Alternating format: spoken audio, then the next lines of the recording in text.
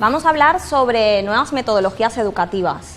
Actualmente el sistema educativo se basa en un sistema que se creó en la Prusia de posguerra, cuando la sociedad era una sociedad industrial y teníamos que educar a los niños para trabajar en una empresa, en una industria productiva. Actualmente el mundo ha cambiado, entonces nos hemos dado cuenta de que el adiestramiento que se les ha dado a los niños o que se nos ha dado a todos nosotros durante todo este tiempo ya no sirve. Los niños deben ser educados, no deben ser adiestrados, no son animales. Y nos hemos dado cuenta de que podemos introducir un montón de técnicas, un montón de metodologías nuevas que no consiste en repetir y repetir y repetir, aprender de memoria, quedarse sentado en la silla y no saber por qué están aprendiendo las cosas ni hacia dónde van con ese conocimiento. Lo importante no es qué van a aprender, sino qué van a hacer con lo que van a aprender. No tenemos que basarnos solamente en los contenidos, aunque sí que son importantes, sino en el alumno como centro de aprendizaje. Esto no solo sirve para los niños, también para los adultos. Si nosotros aprendemos las cosas de una manera sistemática, nos vamos a encontrar totalmente estancados. Vamos a ver que hoy aprendemos una cosa y pasado mañana no nos acordamos. Entonces, la mejor manera de aprender las cosas es haciendo cosas, y por eso se han introducido nuevas metodologías y se han introducido nuevos sistemas en los cuales podemos hacer cosas que nos ayudan a aprender. La primera de ellas son las tecnologías de la información y la comunicación. Al principio, cuando empezamos a introducir este método en las aulas, los profesores pensaban que consistía en simplemente poner ordenadores o computadores. Entonces se limitaban a coger los ordenadores, a que los niños aprendiesen informática, y eso para algunos centros educativos era TIC, tecnologías de la información y la comunicación. Sin embargo, esto es extrapolable a muchísimas más cosas, no solamente es utilizar la informática, también es utilizar las redes sociales. La red social nos ayuda a comunicarnos con otras personas y también con nosotros mismos. Nos ayuda a investigar, nos ayuda a obtener información de muchos sitios y también a cribar esa información. Teniendo en cuenta que el alumno, cuando sale a la vida, cuando sale fuera del aula, se va a encontrar con un montón de información que tiene que cribar, que tiene que saber qué es lo importante, qué es bueno y qué no es bueno, de dónde salen las fuentes.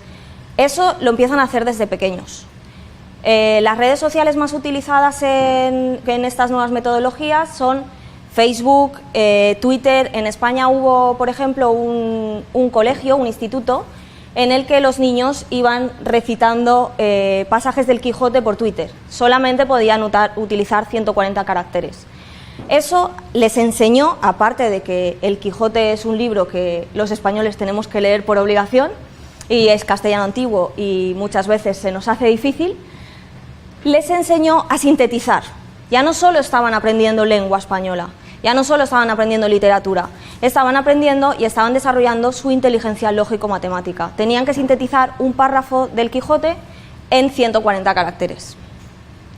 Además de eso, se utilizan, ya con edades más mayores, más adultos, se utilizan otras redes sociales como ePortfolio, que es una red social en la cual, que es utilizada para colgar tus virtudes, tus talentos, para hacer currículums, para hacerte viral, que la empezó a utilizar la gente para hacer branding.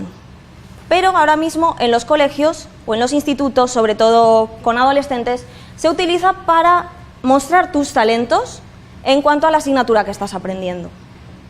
Esta es una manera diferente de aprender, pero es la manera en la que se aprende. Ellos tienen que sintetizar, volvemos a las mismas, coger la información, sintetizarla y volcarla. Lo bueno de estas redes sociales, como también otra red social que se utiliza es SlideShare, donde se comparten estas presentaciones que nosotros compartimos aquí, formativas. Ellos realizan las presentaciones y luego las comparten, y la gente puede hacerles comentarios, no solo dentro del aula, no solo su profesor, no solo sus compañeros, sino cualquier persona en cualquier parte del mundo te puede decir: ah, sí, Cristóbal Colón llegó a América. ¿Y por qué? O yo tenía otra versión de esta historia. Y es una manera en la que ellos están interactuando, están explicando lo que está sucediendo y a la vez están aprendiendo.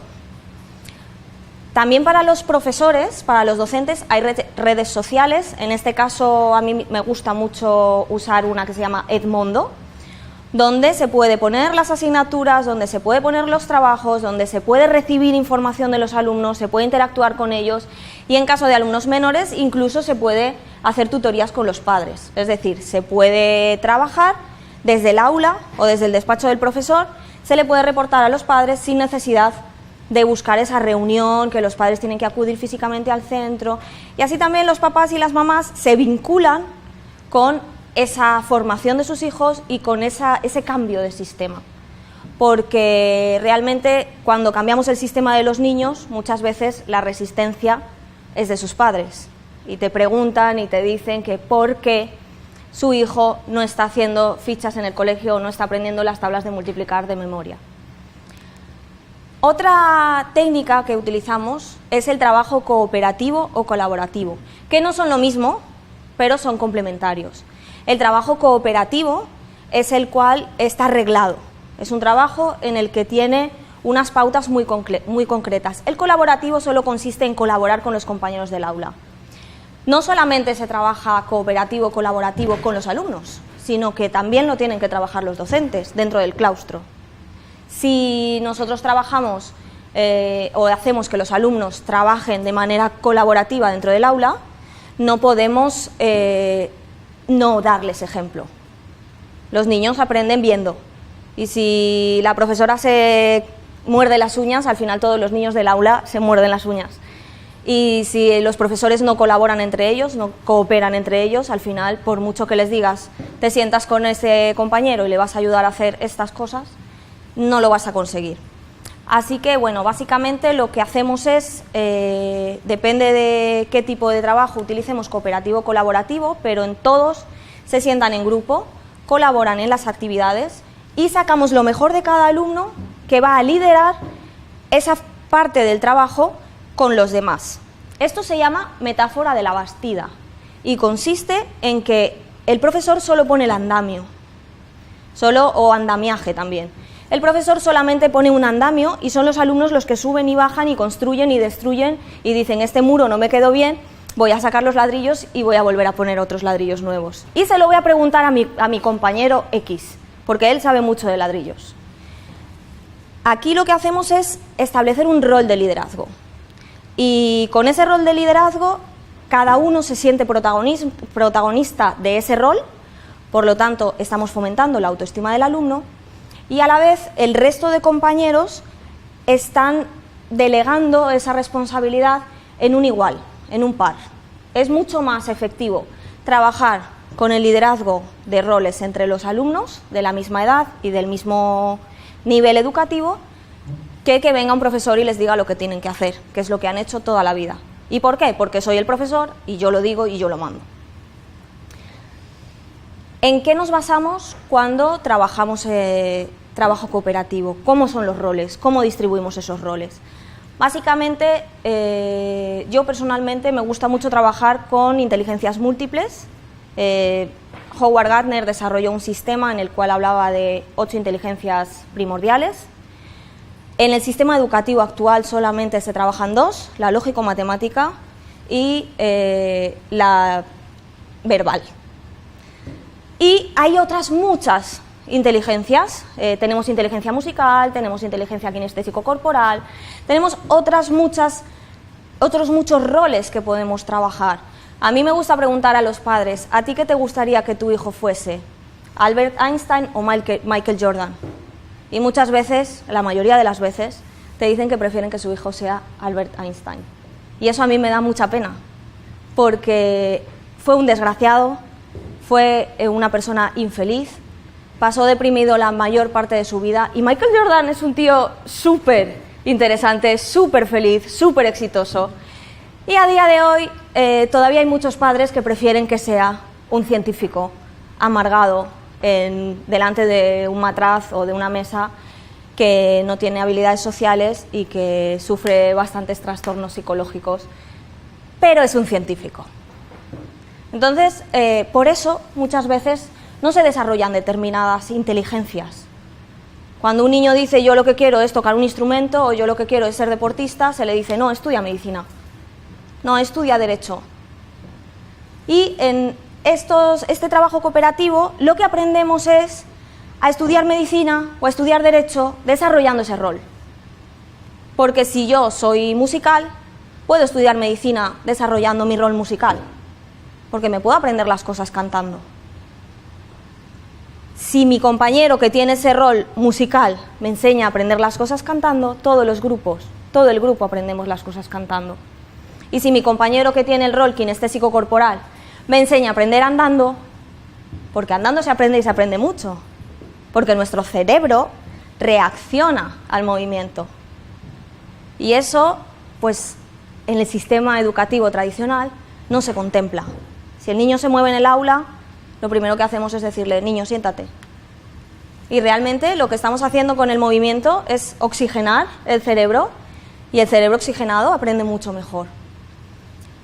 Otros de los roles que se utilizan o que a mí me ha gustado desarrollar, esto ya es un poco más cosecha propia, es aplicar inteligencias múltiples desarrollando roles de Belbin. Los roles de Belbin son roles que se desarrollan en empresa, única y exclusivamente.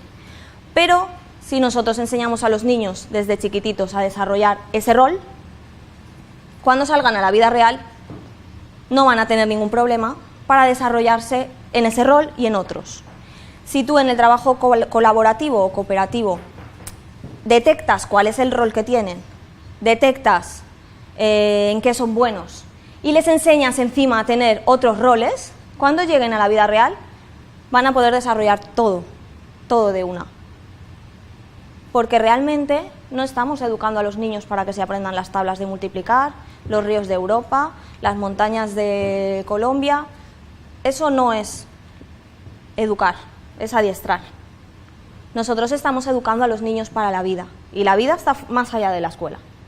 Y da igual que te sepas los ríos de Europa, porque vas a llegar a otro país o vas a llegar a un trabajo nuevo y nadie te va a preguntar si te sabes los ríos de Europa, de memoria, y si te has sentado mucho en clase. Te van a preguntar o te van a valorar por esas habilidades que tú vas adquiriendo cuando trabajas con otras personas. Y por eso es importante el trabajo cooperativo y el trabajo colaborativo. Y aquí venimos a lo que a mí más me gusta, que es la neuroeducación. ¿Cómo aprendemos? ¿Cómo aprende un alumno? Emocionándose. Si tú llegas a un sitio y pones a una persona a aprender cosas, le das un montón de libros, le dejas ahí solo, no lo estimulas y le dices, dentro de 2 horas tienes que haberte aprendido un montón de cosas. Puede aprender cosas. Pero tú llegas a un sitio, le empiezas a dar información a la gente, le haces participar, le haces emocionarse, le tocas la fibra. Entonces habrán aprendido en menos de 2 horas mucha más cantidad de información que si solamente les has dado papeles y les has dicho que estudien. Que por desgracia es lo que hemos tenido hasta el momento y lo que seguimos teniendo. Yo es que ya creo que tenemos lo bueno. Como trabajo en las escuelas que sí desarrollan este tipo de trabajos, creo que ya todas trabajan así. Por desgracia no es así, pero bueno, irá cambiando. También, para mí, es mucho más importante que otro tipo de inteligencia, que esta inteligencia que siempre nos han medido en el colegio y nos daban un numerito, pues tú 120, tú 160, tú 80, ese numerito no sirve para nada. No sirve para nada que yo sepa calcular muy bien y que no tenga ni idea de relacionarme con las personas. La inteligencia emocional es la clave del éxito de cualquier cosa que se emprenda, cualquier cosa, me da igual. Si vas a vender zapatos, como si vas a estudiar medicina, como si vas a subir al Everest, necesitas conocer qué sientes, necesitas conocer qué siente la gente que tienes delante y necesitas regular esas emociones. Las emociones no se controlan, eso partiendo de la base, porque hay mucha gente que me pregunta, ¿y cómo controlo esta emoción?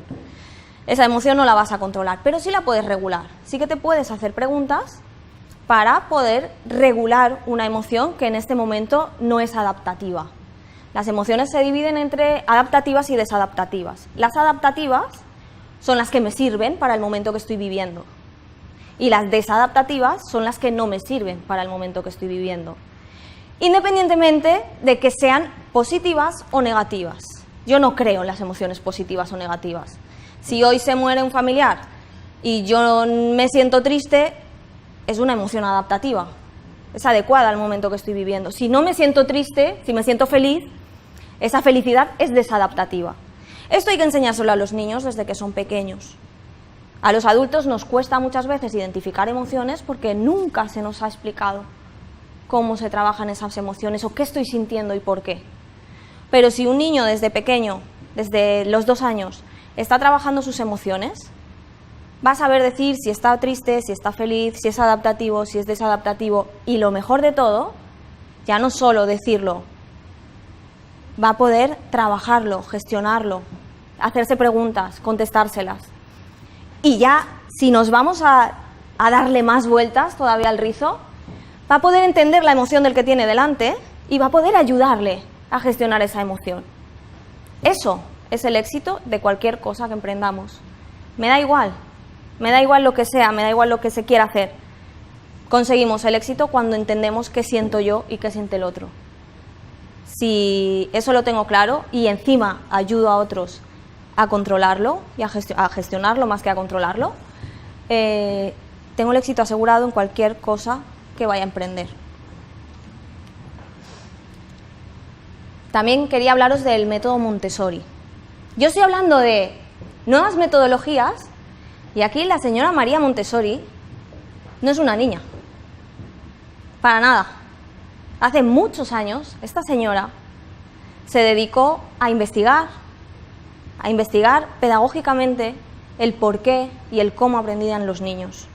Hoy en día se ha puesto de moda, gracias a Dios, se ha puesto de moda y se trabaja el sistema Montessori o el método Montessori, lo que llamamos método Montessori. En ese método Montessori lo único que se deja es que los niños sean libres. Se deja libertad en el aula. Da igual, o sea, los niños tienen cocina, los niños comen, se levantan a comer cada vez que les apetece.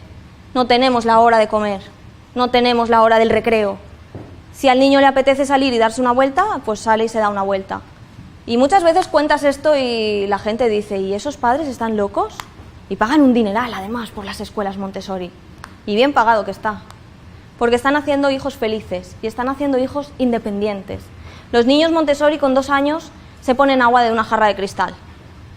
Y para mí eso es mucho más importante que aprendan que es un círculo, que es un cuadrado y que es el número 3. Porque con 2 años, con 3 años están aprendiendo el 1, el 2 y el 3. Y se pasan un año aprendiendo el 1, el 2 y el 3. Y estos niños están aprendiendo a hacerse los cordones de los zapatos, están aprendiendo qué música les gusta, porque tienen un rincón por cada inteligencia donde van a aprender. Incluso están aprendiendo a comer responsablemente, están aprendiendo a controlar la compulsión de la comida, están aprendiendo a comer saludable. Y eso, al fin y al cabo, es aprendizaje, no adiestramiento. Este método se conoce mucho en las edades tempranas, pero dura hasta, ella desarrolló una metodología hasta los 24 años. Por lo tanto, podemos utilizar esta metodología de educación libre. Se conoce, lo más conocido que hay es hasta los 18, pero luego ella desarrolló otra extensión hasta los 24 años. Por lo tanto, la podemos utilizar hasta que terminamos de estudiar en la universidad. Y por último, os quería hablar del proyecto Cero, que se desarrolló en Harvard por Howard Gardner, el mismo que desarrolló inteligencias múltiples y otros psicólogos, en el cual lo que se trata o en lo que se basa es en que el alumno es el centro único y exclusivo del aprendizaje, de la educación. Lo que os vengo hablando, os lo he puesto el último porque cierra el círculo. Lo que os vengo hablando desde el principio hasta ahora es simple y exclusivamente de que el alumno es el que tiene que desarrollar su pensamiento crítico, que los profesores que están metiendo con calzador conceptos en la cabeza de los alumnos, lo único que consiguen es que cuando el alumno ha pasado su examen olvida todos esos conceptos, y que básicamente el pensamiento crítico es el que nos va a ayudar a discernir entre lo que nos interesa y lo que no nos interesa. Así que para mí creo que está bastante claro que este proyecto, que también no es un proyecto nuevo, no es una investigación nueva, que se desarrolló en el 67, hace ya muchos años, pero que sale a la luz ahora, hace muy poquito, o que se empieza a aplicar ahora, hace muy poquito, básicamente es lo que cierra el círculo, ¿no? El alumno es el centro del aprendizaje. Para concluir, simplemente comentaros que un alumno estimulado, motivado y sorprendido aprende el triple de rápido que uno que no lo está. Si eres profesor, si eres docente, motiva a tus alumnos, estimula a tus alumnos, pero sobre todo sorprende a tus alumnos. En el libro Neuroeducación hay un párrafo que habla sobre la entrada de una jirafa en el aula. Si yo entro en mi aula y estoy explicando mi materia, mis alumnos me están mirando y me están atendiendo en mayor o menor manera, pero si aparece una jirafa por detrás de mí, todos mis alumnos van a mirar a la jirafa, porque van a decir, ostras, una jirafa, qué fuerte, ha entrado una jirafa en clase, no me va a escuchar nadie. Y todos los niños se van a acordar, o todos los adultos que hay en ese aula se van a acordar de que ese día entró una jirafa en clase. Yo tenía un profesor, don Jesús, que se vestía de romano para explicarnos las asignaturas, que nos hizo grabar un corto para explicarnos, era profesor de lengua. No tenía nada que ver ni con Roma, ni con los audiovisuales, pero nos estimuló, nos sorprendió, y a día de hoy yo todavía me acuerdo de don Jesús. Y eso es lo que ayuda a que los alumnos aprendan. No el cariño que tienes por don Jesús, que también es mucho, sino esa manera de sorprenderte, que sabías que cuando ibas a clase de lengua no sabías lo que te ibas a encontrar, pero que iba a ser muy, muy estimulante para uno. Si eres profesor, por favor, estimula a tus alumnos. No puedes hacer otra cosa. Estimúlalos y aprenderán. Muchas gracias y hasta aquí.